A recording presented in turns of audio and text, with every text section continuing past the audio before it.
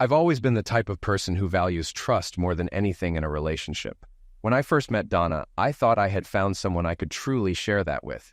Our romance was fast-paced, full of passion, excitement, and intensity. She seemed ideal with her sharp wit and ability to make me laugh, even when I was stressed out from work. For years, I believed we had something unique, something unbreakable. But over time, small issues began to appear, things I dismissed as normal bumps in a long-term relationship. As the years passed, those small issues grew. I started noticing she was more secretive, often dodging my questions with vague responses. Her business trips seemed to stretch longer, and her absences became harder to ignore. I convinced myself I was just being paranoid, maybe overthinking it because of the distance. But there were brief, subtle moments when I felt something was seriously wrong. Then came the night in Oklahoma City, the night where everything began to fall apart. I was sitting at a bar with my friend Toby, celebrating a successful deal for our companies. We had just wrapped up negotiations, and we were both in high spirits. As I lifted my glass for a sip, a commotion from the other side of the room grabbed our attention. Toby turned to me, curious, and asked, "What's going on over there?" "No clue," I replied. When we looked over, we saw a young blonde woman sitting in a booth, surrounded by several large men. She was clearly tipsy, laughing loudly at something one of them said. We both noticed her outfit, a short skirt and a loose, sleeveless top. If it weren't for her long blonde hair and the rose tattoo on her shoulder, she could have easily been mistaken for my wife, Donna. But I knew it couldn't be Donna because she was away on one of her twice-monthly business trips. Her trips typically lasted between 3 and 5 days, and this time, she was in Houston for 4 days, working with the management of a factory there. Her company sells security equipment to various factories around the country, so she's often on the road. That's why I planned to meet Toby in Oklahoma City. I figured it was a good time to catch up while Donna was away, and it wouldn't interfere with my family life. As we watched, the blonde woman stood up and her whole group left the bar, walking right past us. She was holding hands with 2 men, one black, the other Hispanic. As they passed by, she looked directly at me, and I noticed her dark blue eyes. The group laughed as they headed for the door. "Are you okay, Bob?" Toby asked after the group had left. "By the way, I'm Bob Carson, head of product development at Riker Industries in Denver, Colorado. My task was to finalize a deal with Toby's company to produce a new line of air conditioning controls for energy-efficient smart homes. With all the focus on environmental concerns and sustainability, it would be a win-win for both our companies. Today's celebration was the result of those efforts." "Yeah," I said, "it's just..." That woman reminded me a lot of my wife, Donna. "Isn't she in Houston?" Toby asked. "Yes," I replied, "but something about that blonde really bothered me. I can't explain why." Just then, the waitress came over to our table. We ordered 2 more beers, but before she walked away, I stopped her. "Hey, what can you tell me about that blonde?" "Oh, her," she responded. "I've seen her here a bunch of times. There's always a group of men following her around." "You don't want to meet her, do you?" "No, just curious," I said. We finished our beers and called it a night. I promised to keep in touch with Toby, and then headed to my room. Once there, I tried calling Donna, but the call went straight to voicemail. This struck me as odd since she always kept her phone close. I tried calling her hotel in Houston, only to be told she had checked out earlier that morning. It wasn't out of the ordinary for Donna to handle 2 clients in one trip, but she always informed me when her plans changed. I texted her, "How are you doing?" "Everything's fine," she responded quickly. "I'm just tired." "Long day?" I asked. "Getting ready for bed." "Where are you?" "At the hotel," she answered. "Where else?" "Really? Where else?" I thought to myself. What the hell is going on? Donna wasn't the type to lie to me, or was she? "I'll be home Friday evening as planned. See you then. Love you," she added in a follow-up message. Reading between the lines, I recognized this as her way of saying, "Don't bother me." "I love you even more," I wrote back. The next day, I returned home feeling confused. If Donna wasn't at her hotel, then where had she been? Was she even in Houston, or had she gone somewhere else? I decided I'd talk to her about it when she got home. Friday came quickly, and Donna arrived just as she said she would. In fact, she got home before me, and her car was already in the garage. As I climbed the stairs, I heard the water running in the shower. I undressed and decided to join her. When I opened the shower door, she screamed. I moved closer, trying to hug her, but she pulled away. "What's wrong?" I asked. "I haven't seen you in days, and you're acting like I'm a stranger." You scared me half to pass away, she said. Please, just let me finish my shower and I'll be out in a few minutes, okay? I understood she wasn't in the mood to see me just then, so I shrugged and left. It's fine, I said. I just missed you and wanted to show you some affection. I left the bathroom, got dressed, and went downstairs to grab a beer and watch the news. About half an hour later, she came down wearing shorts and a t-shirt. I'm sorry I yelled, she said. I missed you too. It was a rough trip. I tried calling you on Wednesday, I said. Where were you? I was in my hotel room, she replied. Really? Then why did the hotel tell me you checked out early that morning? Sorry, I forgot to mention it. There was a leak in the bathroom and the floor was soaked. They didn't have another room for me, so I moved to a different hotel. I should have told you. I was worried, I said. I had good news to share with you too. Oh? What's that? She asked. Remember the company in Oklahoma City we were working with? I went there while you were in Houston, met with the financial director, and closed the deal. We stand to make a lot of money from it, and if all goes well, I'll get a big commission. We can even start thinking about kids. Wait, you were in Oklahoma City 2 days ago? She asked, sounding uneasy. Yes, I was. Why do you ask? You didn't mention you were going there. It was a last-minute decision, I explained. Toby was free, so I flew out, met with him, stayed the night, and came home. I thought you were in Houston, so I didn't think you'd miss me. I tried to call you, but I couldn't get through. Then I called your hotel, and they said you had checked out early. I'm sorry, she said. I should have told you, but I didn't want to bother you. It wouldn't have been a problem, I replied. I have some news too, she said. My territory is expanding. I'm replacing one of the other reps who's leaving, so I'll be traveling even more. Maybe 4 or 5 days a week. 4 or 5 days a week? Every week? I asked, shocked. I already hardly see you. How long will this last? I'm not sure. Probably until they find a replacement. It could be within the next 3 months. Great, I muttered. When does this start? Monday. I'm flying to Miami Monday morning. When did you find out about this? Last night, when I checked in with the office. Unbelievable, I muttered. We had dinner, watched some TV, and then went to bed, where we made love before falling asleep. I wanted to make the most of my time with her before she left for Miami, so we went dancing on Saturday night, which led to another night of wild sex. On Sunday, we slept in and spent most of the morning in bed. She finally got up around 1 p.m. to start getting ready, and I got up with her to do my usual weekend yard work. That evening, we ordered pizza and ended the day by making love again. She kissed me as she left for the airport on Monday morning. Keep this nice and warm for me, she said, running her hand down the front of my pants. Count on it, I replied, giving her a casual kiss before heading to work. She called me every evening to let me know she was fine. When she came back, we spent the weekend making passionate love. This routine continued for about 4 weeks, and then it happened. It was Monday morning, and I had just finished my first cup of coffee at the office. Donna had left for New York on Sunday, telling me she would arrive early Monday morning. She mentioned the trip could last at least 5 days, maybe longer.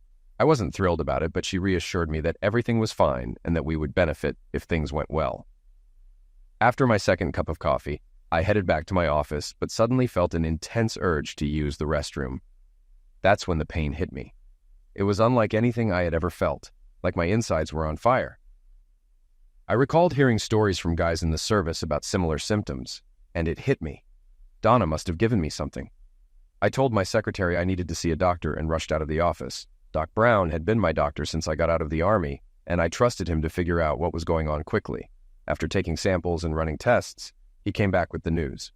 I'm sorry, Bob, but you have gonorrhea, he said. He gave me an antibiotic shot and a pill, then started asking questions about my sex life, how many partners I had and such. I've only had sex with one person in the last 7 years, I told him. My wife, Donna. We've been married for 6 years, but I was exclusive with her for a year before we tied the knot.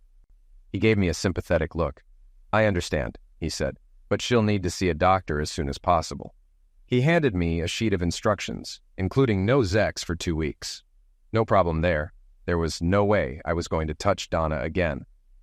After explaining everything, he sent me on my way. I paid for the visit and headed to my car. Once in my car, I called my boss and gave him a brief rundown of the situation. He had gone through a divorce himself, so he understood and gave me a few days off to get things under control. I needed to find out what my wife had been up to and with whom. So I did some research, found a private investigator, and called Hammer Investigations. "How can I help you?" asked a friendly female voice. I introduced myself and asked for a meeting. The receptionist said I could come in right away to meet with the investigator, so I headed over. Upon arrival, I introduced myself to the receptionist. "Mr. Hammer will see you shortly," she said with a bright smile. I couldn't help but notice her legs and the way her long hair flowed with each step as she led me to the office. When we entered, a large, barrel-chested man stood up and shook my hand. "James Hammer," he said. "Please, have a seat. Would you like something to drink? Coffee? Tea?" "No, I'm good. Thanks," I replied. After the secretary left, James turned to me. "So, what can I do for you today, Mr. Carson?" he asked. He listened and took notes as I explained the situation. "Have you spoken to a lawyer yet?" he asked. "No, not yet," I responded. He nodded. "We work with several lawyers in the area," he said. "I can recommend one if you'd like." "That would be helpful, thank you," I said. "You mentioned your wife is in New York?" he asked. I nodded. "Is she planning to go anywhere else this week?" he continued. "I'm not sure," I said. "She didn't mention any other plans." "I could call her office and check," he suggested. "Why don't you?" I said, taking out my phone. I dialed her office's number. After a few rings, I reached her secretary, Janice Billings. I asked to speak to my wife's assistant, Patricia Holder. A few seconds later, Patricia came on the line. "Hi, Pat. This is Bob Carson. I was hoping you could help me with my wife's itinerary. She usually gives me a copy, but I seem to have misplaced it." "I'm sorry, Mr. Carson, but Mrs. Carson doesn't work here anymore," she said. "Didn't she tell you?" "Tell me what?" I asked, baffled. "She quit about a month ago," Patricia replied. "I'm surprised she didn't mention it." "She didn't say a word about leaving," I said. "Did she tell you why she quit?" "Something about a better opportunity. Making more money doing what she loves," Patricia explained. "Did she mention the name of her new company?" I asked. "No, she didn't," Patricia said. "I'm sorry, but I don't have any more information." "That's all right, Patricia. Thanks anyway," I said, and we ended the call. I relayed the conversation to James. "Interesting," he murmured. Then it hit me.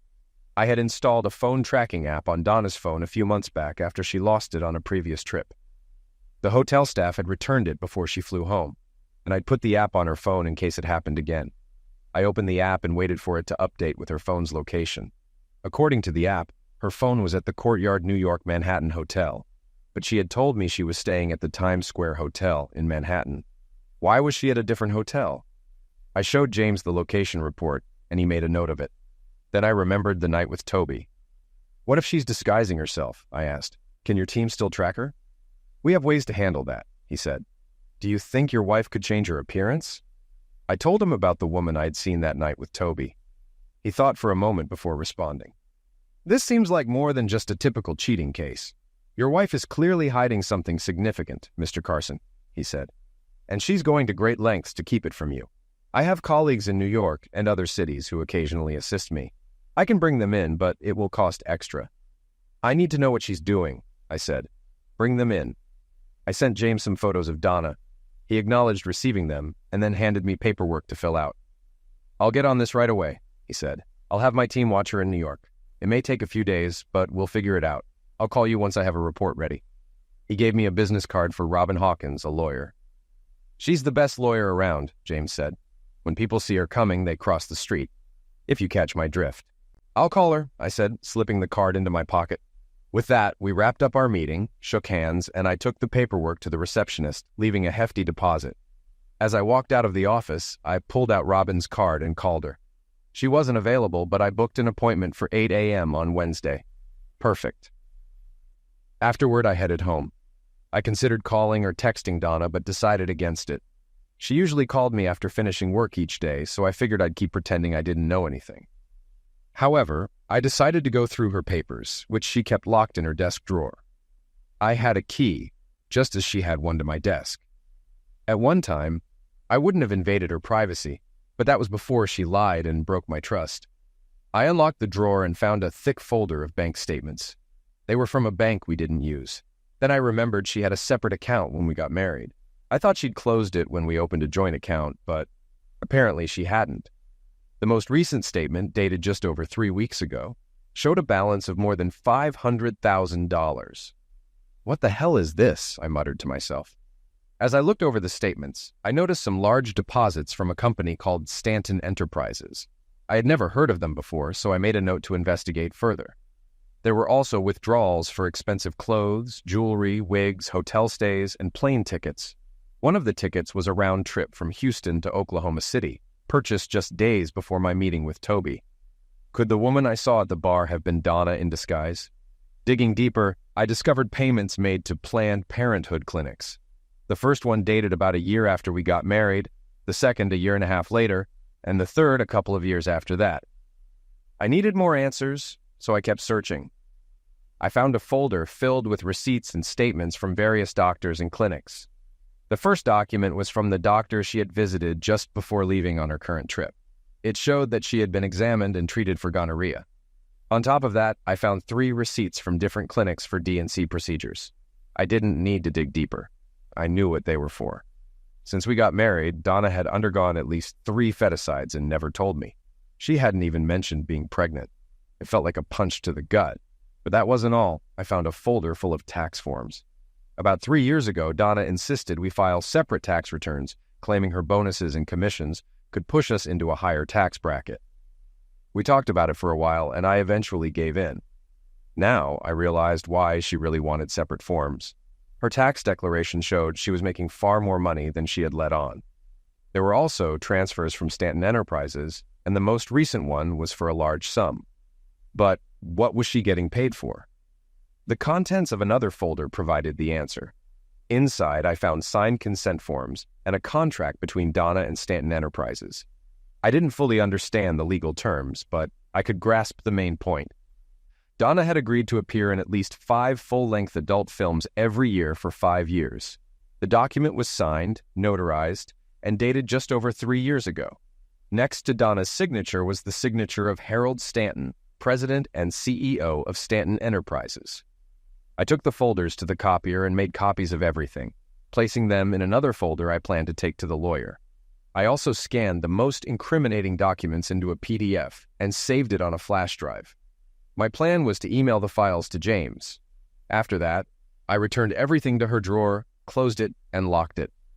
I felt like I had gathered more than enough evidence, but I needed context for everything. Had she been cheating on me throughout our entire marriage? And where was all this extra money coming from?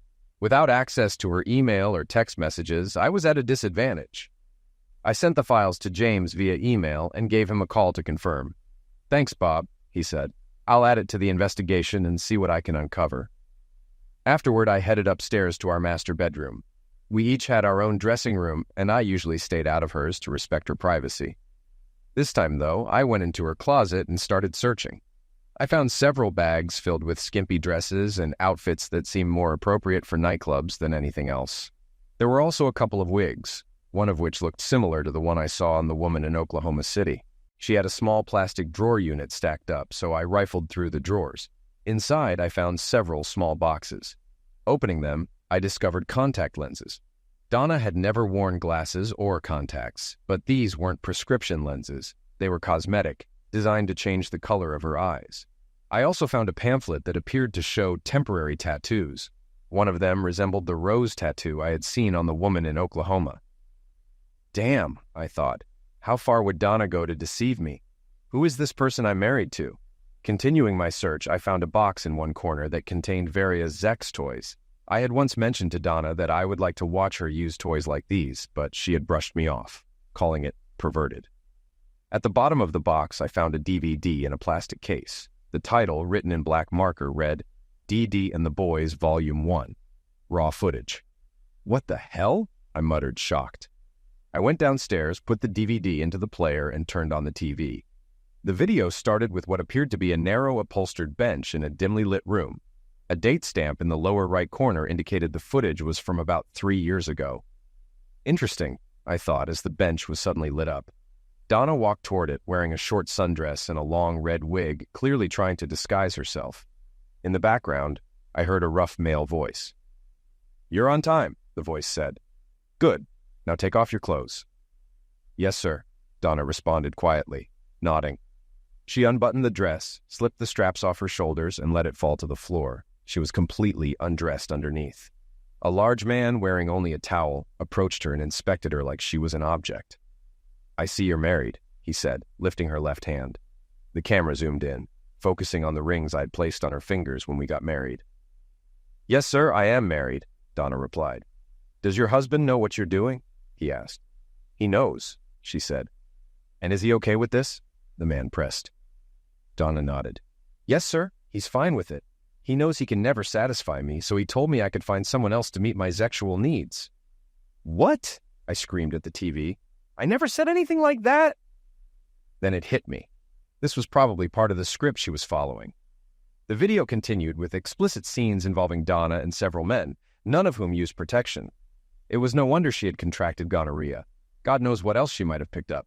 Saying I was shocked would be an understatement. I was devastated. I cried, screamed, and yelled. How could she do this to me, to us? In that moment, I realized all the love I had for her was gone, replaced by seething hatred. I wanted her out of my life. I wanted her gone forever. I needed to get out of the house, so I cleaned up and headed to Hitchhikers, a bar and grill I liked to frequent. Sometimes I'd order a beer and a burger and sit there, reflecting on what had gone wrong in my marriage. I kept going over everything, trying to understand what I could have done to make Donna act the way she did. I'd always treated her with kindness and respect. From the beginning, I showered her with love, often buying her flowers or cards just to remind her I loved her. I thought we had a fulfilling sex life. I was satisfied, and she always seemed content too. I never even considered cheating on her. Hurting her in that way was something I'd never do.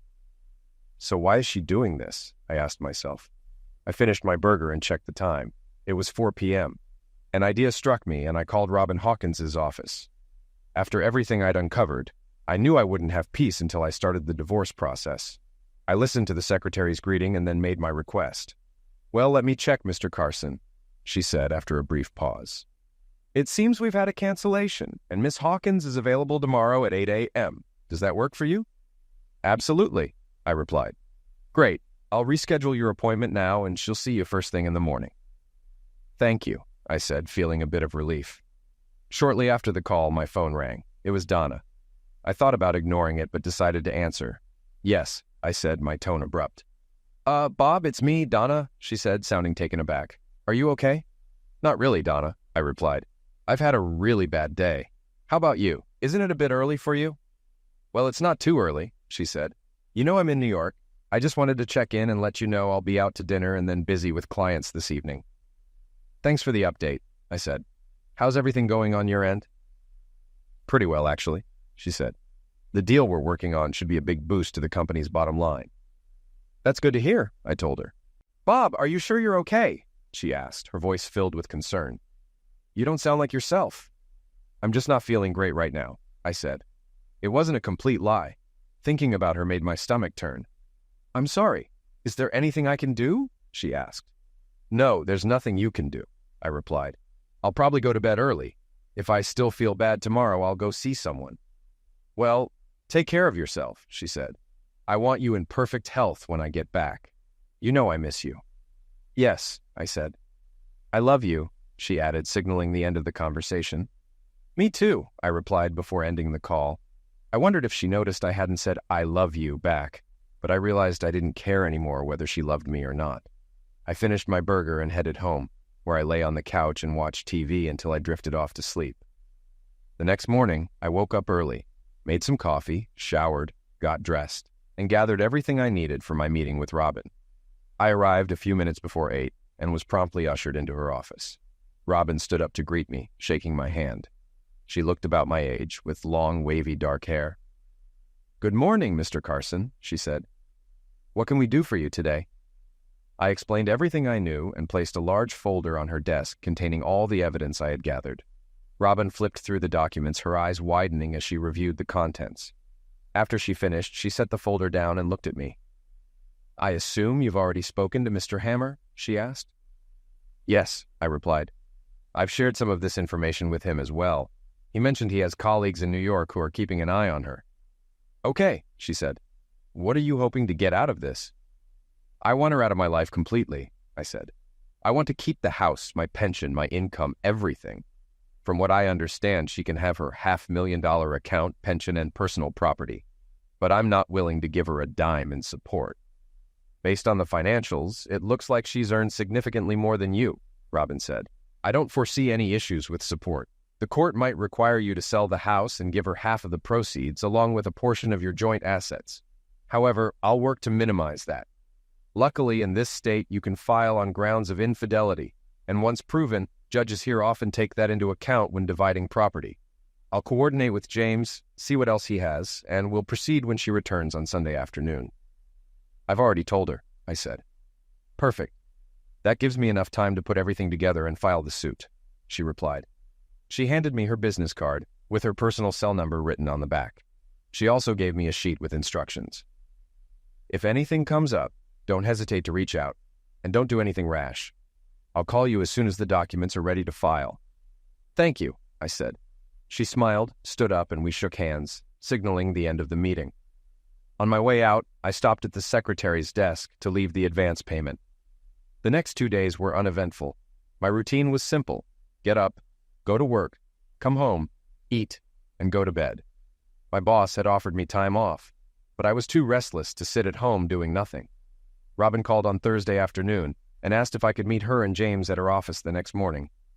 I agreed and let my boss know, who gave me Friday off. That evening, Donna called me.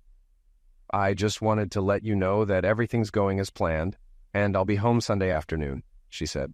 That's good to hear, I replied. What time do you think you'll be home? I'll grab a taxi from the airport, so I should be home around 1, she told me. Then we can celebrate. Do you like the sound of that? She teased. Yes, of course, I said. Okay, honey, she continued. See you then. Hope you've been taking your vitamins. I plan to wear you out. I chuckled. Sounds tempting, I said. See you then. We ended the call, and I leaned back in my chair with a smirk. Oh yeah, someone's about to get screwed, I thought to myself.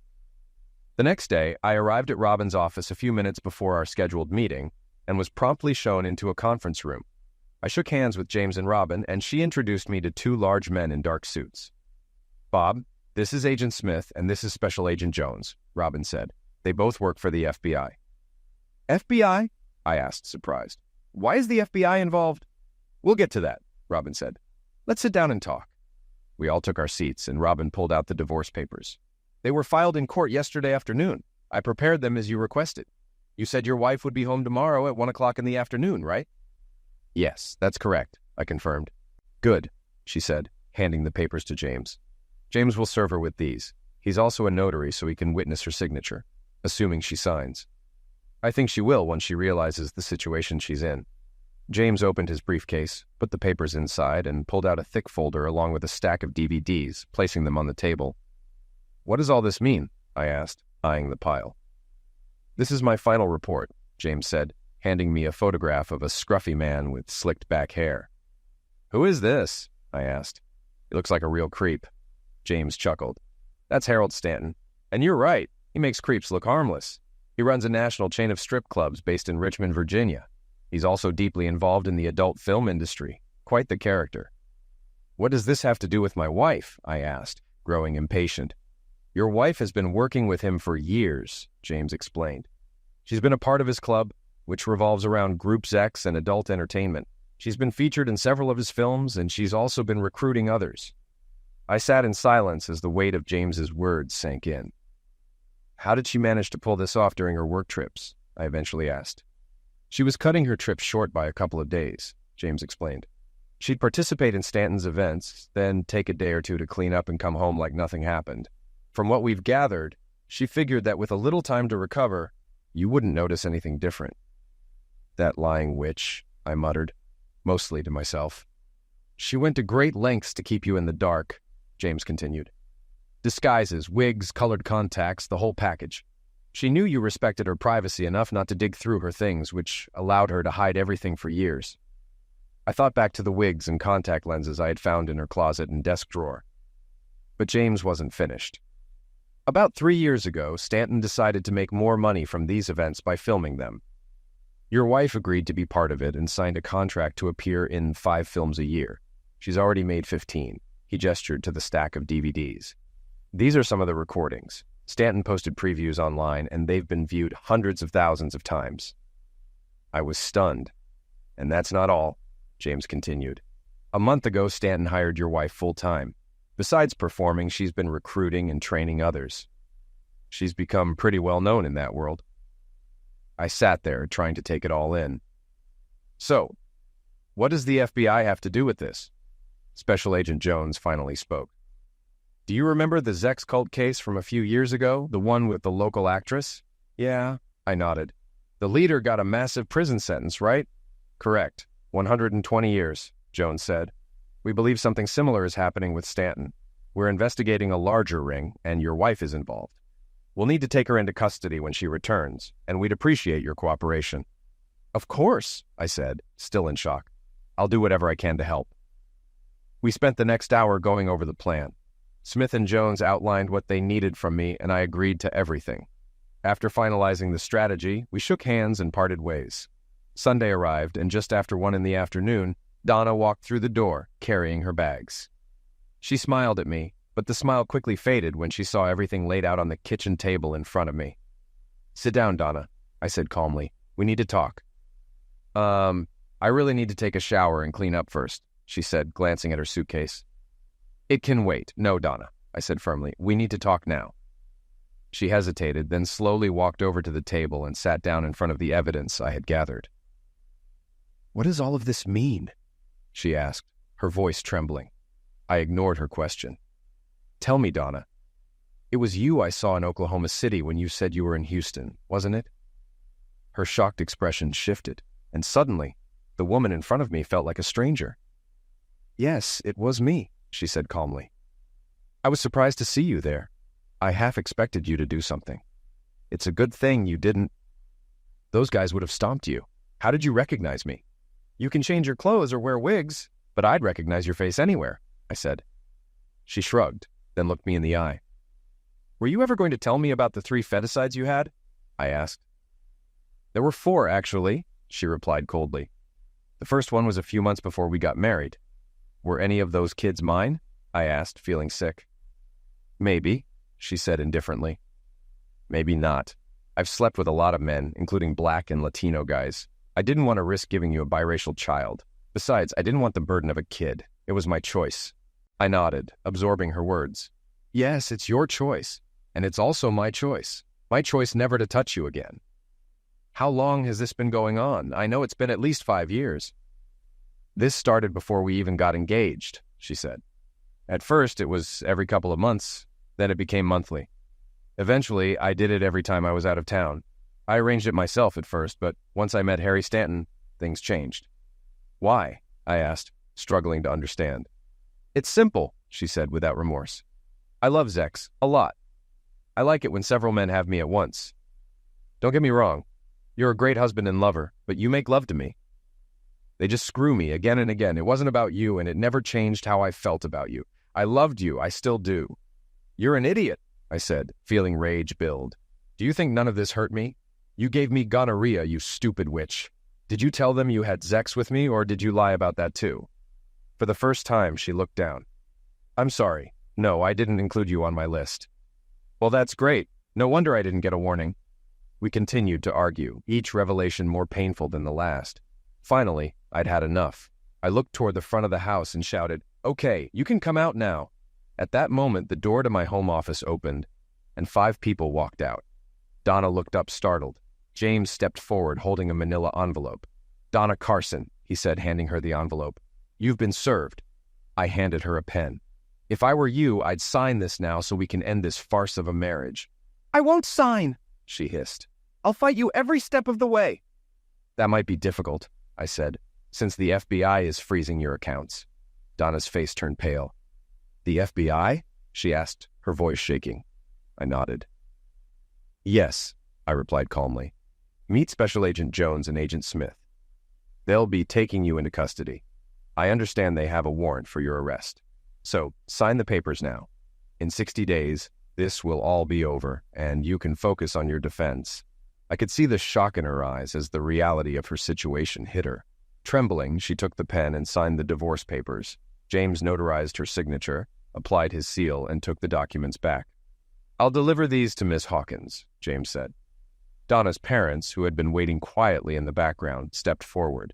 Her mother was the first to speak. Donna, I'm so ashamed of you, she said, her voice thick with disappointment. "How could you do this to Bob?" Donna shot a glare at her mother, her voice sharp. "I'm just following in your footsteps, Mom," she spat. "You're the one who always told me to grab everything I could." Her father and I exchanged shocked looks directed at her mother. Denise, Donna's mother, muttered something under her breath, clearly flustered, but failed to articulate anything coherent. Her father turned to his wife. "We'll discuss this when we get home, Denise," he said, his voice heavy with anger. Then he looked at me with an apologetic expression. "Bob, I'm sorry about all this. I had no idea. If you need anything, please let me know. We'll handle all of Donna's belongings. She can come by to pick them up when she's ready." I nodded and shook his hand. "Thank you, Ralph," I said. I watched them leave, and as the door closed behind them, Agent Jones stepped forward. "Donna Carson," he said formally, "you are under arrest for conspiracy, racketeering, and sex trafficking. Please stand up, turn around, and place your hands behind your back." Donna's face twisted in shock and disbelief, but she complied. Jones cuffed her hands behind her back and began reading her rights as Special Agent Smith stood by, observing. Donna looked at me with a mix of hatred and desperation as they escorted her out of the house. Once they were gone, James turned to me with a wry smile. "Everything went smoothly," he said. "Yes, it did," I replied quietly. He nodded and extended his hand. "Take care of yourself, Bob." I shook his hand. "I will, James." He left, and for the first time in months, I felt the weight of Donna's deception lift a little off my shoulders. 6 months later, the divorce was finalized without any issues. Thanks largely to Robin's efforts and the criminal charges against Donna, everything went in my favor. Federal authorities arrested several individuals involved in Stanton's operation, including Stanton himself. In the following months, investigations continued and trials began. Donna, considered a flight risk, was denied bail and remained in custody. She had sufficient funds for her defense, but by the end of the trial, most of her savings were depleted. She had spent over 3/4 of her money on legal fees. The last time I saw her was shortly after the divorce was finalized. I visited her at the county jail where she was being held. Shackled and seated at a table across from me, her wrists and ankles were bound. She appeared to have lost some weight, and dark bags under her eyes were evident. "You look terrible, Donna," I said without a hint of sympathy. "Yeah, well, orange isn't exactly my color," she shot back, maintaining her usual arrogance. "What do you want?" I stared at her for a moment, disgusted by her defiance. "I was wondering if you received the final divorce papers yet." "I got them today," she replied, her tone flat. "I had the chance to watch some of your videos," I said, gauging her reaction. A smug grin spread across her face. "Did you enjoy them?" "No, actually, I found them repulsive," I said coldly. She shrugged, seemingly unfazed. "Doesn't matter." I leaned in slightly and lowered my voice. "I was curious about something. I noticed that all the videos start the same way. A small, pathetic guy gets knocking in undressed and tied to a chair with a cage on his Johnson. Was that your idea?" Donna smiled, her eyes lighting up with satisfaction. "Yes, that was my idea." I narrowed my eyes. "Was that supposed to represent me? Is that what you wanted to do to me?" Without hesitation, she replied, "Yes, I've thought about doing that to you for a long time. It's been a fantasy of mine, and I really enjoyed it." "You really are a sick witch," I said, shaking my head. "Did you honestly think I'd just sit there and let you do something like that to me?" She raised an eyebrow. "I don't know. Maybe." "Well, it's a good thing you never tried," I said, my voice steady. "I've never touched a woman in my life, but I think if you had attempted something like that, I would have been tempted to liquidate you." Donna's smug expression wavered for a moment, and I could see a flicker of fear in her eyes. I didn't wait for her to reply. "I've heard stories about what you and Stanton did to some of those girls. How can you live with yourself?" Donna scoffed, rolling her eyes. "What do you want me to say? Should I cry, apologize, beg for forgiveness?" I shook my head. "No, I wouldn't expect that from you. A person might do that, or at least someone with a conscience. But neither of those terms applies to you, does it?" For the first time, I noticed a hint of sadness in her eyes, but I didn't care. I wasn't finished. "It's probably for the best that you never had children," I said coldly. "You were a terrible wife, and you'd make a terrible mother." I could see the sting of my words affecting her, but I pressed on. "Why don't you do humanity a favor and just eliminate yourself?" I asked bluntly. Her eyes widened in shock, and for a moment she appeared genuinely hurt. but I didn't care. I wanted to inflict pain with my words. I wanted her to feel the suffering she had caused me. There are enough problems in the world already, and we certainly don't need you wasting precious air, I said, rising from the table. As I stood to leave, Donna's voice trembled behind me. "Oh my God," she whispered. "I turned you into a monster, didn't I? You really hate me, don't you?" I turned to give her one last look. "Did you figure that out on your own?" "Yes, I hate you, Donna. I hate you with every fiber of my being. Thanks to you, I don't think I'll ever love or trust another woman again. I hope it was worth it." Without waiting for her to respond, I walked out of the room. As I left, I thought I heard her sob, but I didn't stop or look back. I didn't care anymore. Shortly after that final meeting, Donna testified against Stanton and his associates, giving federal authorities all the information they needed. In exchange for her cooperation, she pleaded guilty to lesser charges and was sentenced to 5 years in prison. James informed me that she would likely spend most of her time in a remote, isolated facility for her own safety. Stanton, on the other hand, received a sentence of 105 years in prison, and knowing he'd spend the rest of his life as someone's punching bag put a smile on my face. The rest of Stanton's team received similarly severe sentences. Donna's parents, Ralph and Denise, separated for a time after a disagreement at my house. Denise insisted she had never cheated on Ralph, but he found it difficult to believe her after everything that had transpired. They eventually reconciled and attended marriage counseling, though their relationship remained tense. As for me, I moved on. I sold the house and purchased an apartment near my workplace. I started going to the gym, got back in shape, and even dated a few women. However, I never felt a genuine connection with any of them. Trust was hard to regain after what Donna had done. I continued seeing Dr. Branson, who helped me work through many of my issues. But I knew I still had a long way to go. Unless you've experienced it yourself, it's tough to grasp the devastation of discovering that someone you loved and trusted had been betraying you for years. Still, things were improving. I had my job, my new apartment, and my freedom. Some women at work even began to notice the new me. I still had some areas to improve, but who knows? After all, tomorrow is another day. At the end of this deeply painful journey, I sit here reflecting on everything that has happened, everything that has been lost, and everything that I have learned. Trust, once broken, is almost impossible to repair. I entered my marriage with Donna believing in the sanctity of our commitment, the honesty between us, and the strength of our bond. Now, as I sit here in my new apartment, far removed from the life we once shared, I know that trust is fragile. It can be shattered in an instant, leaving behind nothing but shards that cut deep. When I think back to the man I was before all of this, I can hardly recognize him. Naive, hopeful, and perhaps a little too trusting. But that man is gone now. What remains is someone stronger, more cautious, and less willing to be vulnerable. Yes, I've been hardened by what Donna put me through. Her betrayals, her lies, and her deception. But I've also gained something valuable. Clarity. Clarity about who I am, what I deserve, and what I will no longer tolerate. Moving forward is not easy. In fact, it's one of the hardest things I've ever had to do. But in time, I've learned that healing isn't about forgetting or even forgiving. It's about accepting the truth of what has happened and allowing myself the grace to rebuild. I've come to terms with the fact that Donna never truly loved me, not in the way I loved her, and that's okay. I can live with that now. Looking ahead, I don't know if I'll ever love again the way I once did. I don't know if I'll ever fully trust another person, but I do know this. I will live for myself now. I will find joy in my own company, build new experiences, and maybe, just maybe, open my heart again one day. But for now, it's about reclaiming my life, my peace, and my sense of self. The road ahead is still uncertain, but I'm no longer afraid. I've faced the worst betrayal imaginable, and I've survived. If I can survive that, I can survive anything. Tomorrow is another day, and with it comes the possibility of new beginnings, beginnings that are built on the truth, on self-respect, and on a future free from the shadows of the past. This is my story, not just of heartbreak, but of survival and renewal.